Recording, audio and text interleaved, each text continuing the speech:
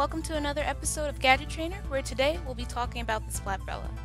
The Splat Brella is a weapon that can flex between roles like backline and frontline effectively, having a fairly consistent 2-shot kill at mid to close range. Both kits for this weapon also paint incredibly well, making it a weapon that if you prefer to fluctuate between what you do on the battlefield, this just might be the weapon for you. The Splat Brella is a mid to close range weapon. It's not really an automatic weapon. In fact, it helps more to think of the Brella as a shotgun. The further away you are, the more spray you get, and the closer you are, the more concentrated your damage. It also has a shield, which is helpful for blocking all manner of attacks, bombs, enemy fire, and even specials like Splashdown and Inkjet, and can even be launched when held long enough. However, the Brella shield can only take so much damage before collapsing, after which it takes about 7 seconds for it to return and be usable again. The Splat Brella fires once for every button press, and in total you get 18 shots before the tank is empty without any ink-saving gear. If counting shots isn't your thing, you get to shoot about nearly 5 seconds before you run out of ink. The Splat Brella has the sprinkler as its sub, which aids to its great ability to paint. You can only throw one sprinkler.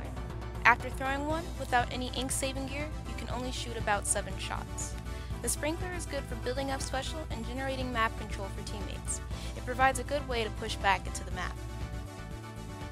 The Sorella Brella has auto bombs as its sub, offering it a good way to force people to move and into tight situations with the pressure it can apply as it approaches with its shield. With no Inksaver sub abilities, you can only throw one auto bomb.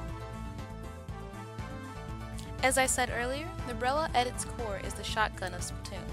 The further away you are, the less damage you'll do, and the longer it will take for you to kill someone.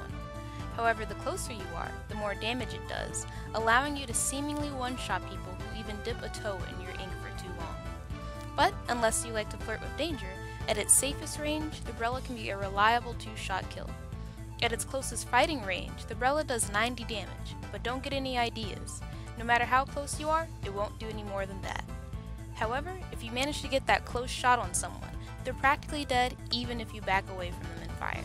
Mastering the art of moving in and dancing around enemies to get close for that kill damage can what make a good Brella very dangerous. As far as fall off is concerned, you're better off trying not to kill someone with it. The damage and spread from fall off only gets worse, making it a waste of your ink. Tackling people head on is the better approach for this weapon, and leaving people in high places to other teammates. The Splat Brella comes with Ink Storm as its special, and like most weapons with rain as its special, it's great for cleanup. The Brella is especially good at churning out rain with its painting power and sprinklers, and its damage output up close can make enemies trapped in its rain as good as dead. The Sorella Brella comes with Bomb Rush, good for if you want to have a more aggressive reclaiming of the map, or simply want to get enemies to back off. The Brella is actually outranged by the vertical flick of the Splat Roller. However, you're not in its kill range quite yet as it flicks at you, allowing you to use your shield to move in and snag a kill. The Brella is flat out outranged by the splatter shot, meaning that if you want to kill them, you'll have to use your shield to get in closer. While Brellas do outrange the blasters, blasters can also shoot over your shield and direct you if you approach them in a straight line. You'll definitely want to use your shield to approach carefully. Brellas also outrange tri-sloshers, but like blasters, they can also fire over your shield. While blasters and buckets seem like counters, you can still outplay them for them to hit your shield instead, working your way in slowly.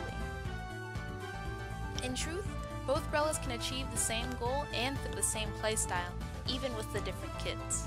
However, if pure painting is your goal, you'll have an easier time running Splat Brella, with its sprinklers and rain. Abilities you can run on both Brellas include Inksaver main for ink-hungry shots, and also to help hold your shield out longer, since that can consume ink as well. Run speed is also good for strafing between shots, and can also help you dodge some fire if you're caught with your shield broken. If you really want to go in, the Sorella Brella might give you an easier time to infiltrate the enemy base, with auto bombs to scare anyone out. That bomb rush is also good for zones, and good for causing general mayhem. Maps with sharp ramps and slopes can give the Brella trouble, as it makes it easier for enemies to shoot over the shield, like Sturgeon and Humpback. Flat maps like Kelp and Walleye can be a field day for the Brella. I'd like to thank Pika in particular for helping me with this video. You can follow them and other Brella mains that I've shown you here. Let me know what weapon you want to see next in the comments below. If you like what you saw, give it a like and subscribe if you want to see more down the line. This has been your girl Spectre, and I will see you in the next video.